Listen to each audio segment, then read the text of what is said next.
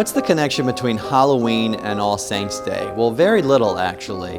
Halloween comes from the word meaning All Hallows Eve, which is the eve of All Saints' Day. The Celts believed that that day, October 31st, marked the demarcation between one time of the year and another time. And so it was the day that the dead and the living were very connected. There was a kind of thin veil between the dead and the living. That's one reason we wear masks on Halloween. All Saints' Day, though, is actually the feast that we celebrate, not surprisingly, all of the saints in heaven. But I think it's important to remember that we're not just celebrating the famous saints that we know, like St. Peter, Therese of Lisieux, St. Francis of Assisi, but really all the holy people who have gone us. All the holy people who show us that being holy really means being who we are. All the saints were so different. In the early church, the saint-making process was a little different. Basically what happened was the crowd decided who would be a saint and who wouldn't be. So the people that were seen to be very holy were kind of popularly acclaimed as saints. Now, in the Middle Ages, not surprisingly, the church took a much stricter view, and they wanted to prevent basically people who weren't worthy from becoming saints. So now there's a pretty rigid structure. Essentially, it starts at the local level, and then the bishop decides whether or not he's going to send the cause, as it's called, onto Rome. Then the Congregation of Saints gets involved, and they look for a life of heroic sanctity. They sort of gather papers and stuff about the saint. And then when there's a miracle ascribed to the saint's intercession, the person is declared blessed in a beatification ceremony. When the saint has two miracles to his or her credit, then they're canonized, and churches can be named after him or her, and they're worthy of what's called public veneration. So the church for the past 2,000 years has recognized these wonderful models of holiness who are not only our patrons, the people who pray for us in heaven, but are also our companions, the people who show us the way to God. So it's been a long process, but over the past 2,000 years we've been given these great witnesses to help us on and to help us be closer to God. How about three saints to think about today? Two popular ones and one that you probably don't know about. The first is probably the most popular saint of all, which is St. Francis of Assisi. Now, Francis of Assisi, I think if he came back today, would probably be seen as a little nuts.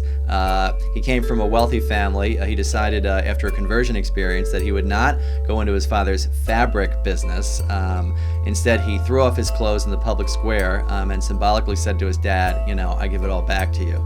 And he embarked on a life of total poverty and devotion to Jesus. He's probably most well known today for his embrace of poverty, for his love of the poor, and also for his love of animals. But to reduce Francis of Assisi to kind of this like hippie animal lover really does him a disservice. He was a really strong guy and really someone who attracted a lot of people around him through his devotion to Christ. Another popular saint is Therese of Lisieux. She's often called the Little Flower. She was a Carmelite nun in the 19th century, and people probably know a little bit about her, but probably have, I think, a misconception of her as this sort of kind of skittish, saccharine, shrinking violet. But her spirituality, which is called the Little Way, which is doing small things with great love for God, is really powerful for people. And if you read her story, you can see this strong woman in a Carmelite convent trying to really do small things for God. And now I'll tell you about somebody that's a little lesser known, St. Isaac Jogues. He's a very popular saint among Jesuits. He was one of the so-called North American martyrs. He came to what was called New France in the 17th century and worked with the Huron and Iroquois Indians and was later martyred by them.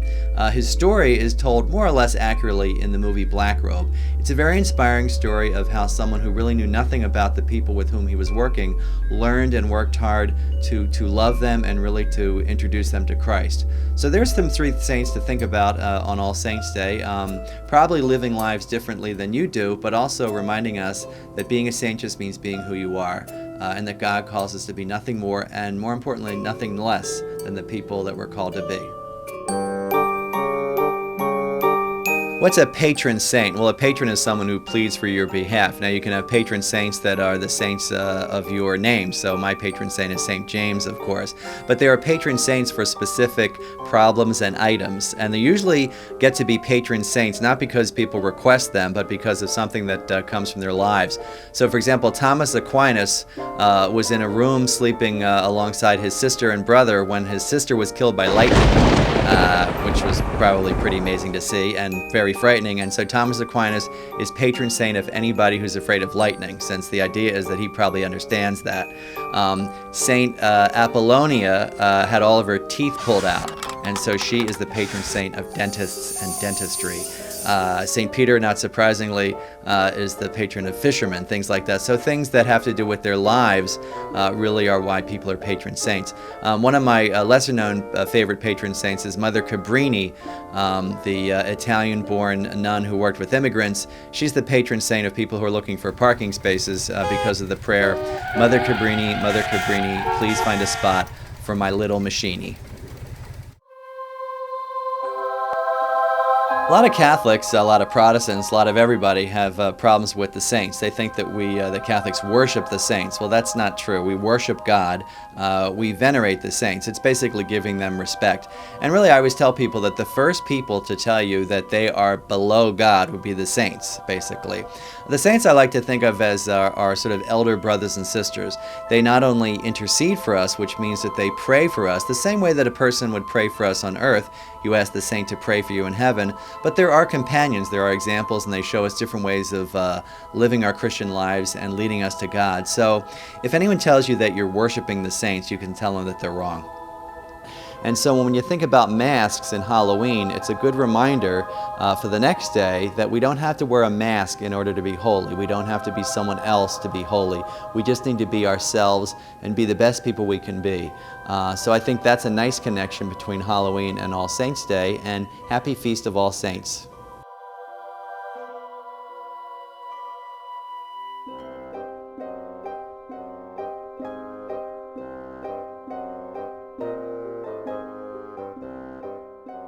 You know, a lot of people think that all the saints are the same, but actually they weren't. They did a lot of different things and really came in a lot of different shapes and sizes. You know, a lot of people are surprised when they find out, for example, that St. Joseph was very, very small, which made his carpentry workshop very difficult with those big pieces of lumber. Francis of Assisi had a little easier time with his work because he was slightly larger, which made it more likely that people would gather around him. Later on, St. Benedict, of course, was even more popular as the founder of Western monasticism because he was a little larger and people could actually see him when he was preaching.